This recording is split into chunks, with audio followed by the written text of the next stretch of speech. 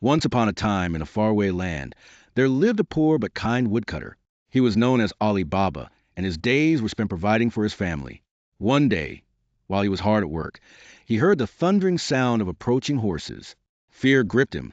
He scrambled up a tree, hoping to remain unseen. Who could that be, riding this way?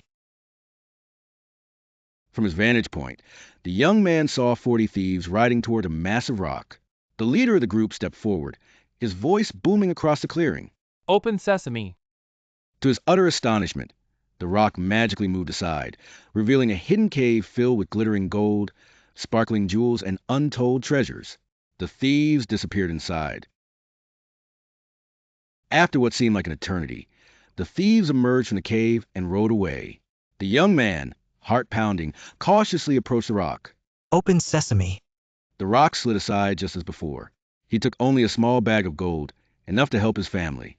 With a whispered incantation, he closed the cave once more. The thieves soon realized that someone else knew their secret. Anger bubbled within them, and they planned to find the intruder. One of them secretly marked the young man's door with a chalk cross.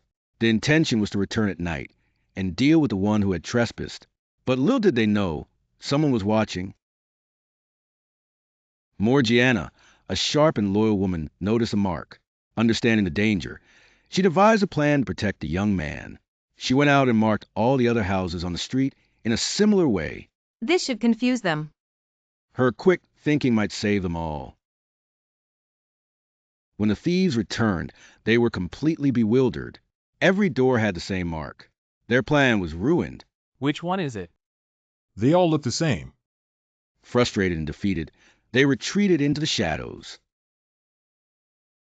The thieves' leader, determined to succeed, disguised himself as a merchant selling oil.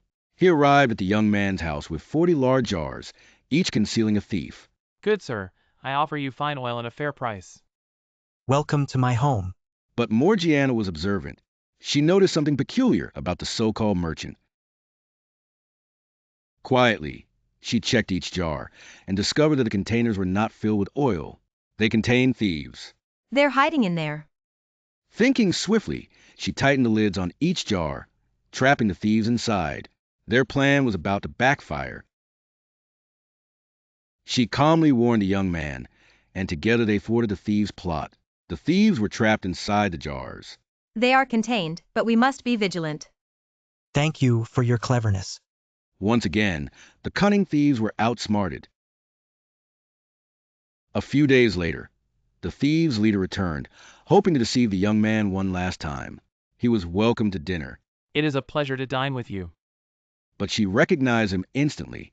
She was ready for his tricks. Pretending ignorance, she picked up a small box and spoke casually. Ollie, can you open the sesame box for me? The moment the leader heard the words, "open" and "sesame," his face drained of color. He grew pale, his eyes widening in panic.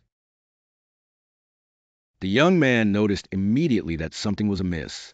The leader's disguise was revealed. Who are you, really?